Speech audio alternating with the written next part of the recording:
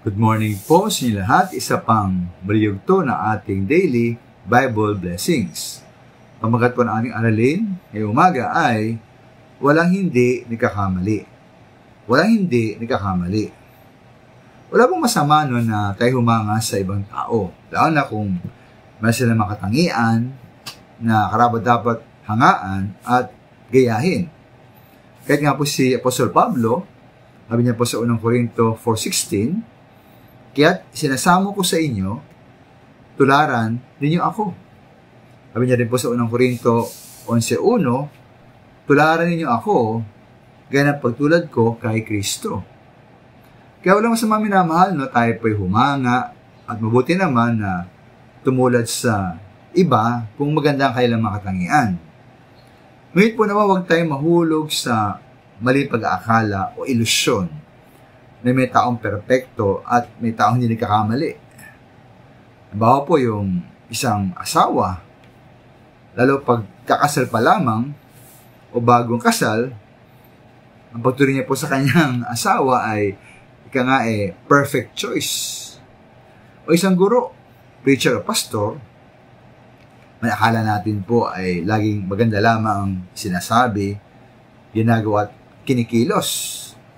Ngunit po tiyak na dating ang kakataon na tayo may bigo dahil lahat po ay nagkakamali. Kaya po sa Biblia Maminal, ilang beses binanggit ang kahalagaan ng forbearance o pagpapasensya sa iba. Dahil nga po lahat ng tao ay nagkakamali. Ayan po sa Efeso 4:2, kayo'y maging mapagkumbaba, may naon at matyaga, magmahalan kayo at magpasensya sa isa't isa.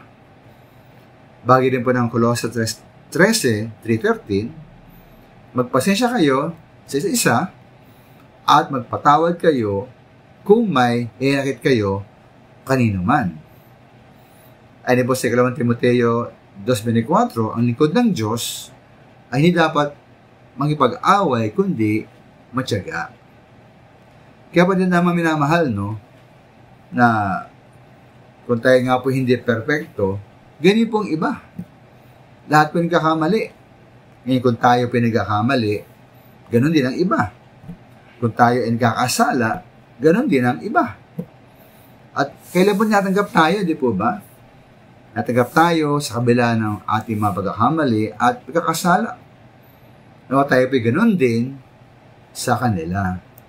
Lagi tayong matyaga at magpasensya sa iba dahil lahat po tayo ay nagkakamali. Maraming salamat.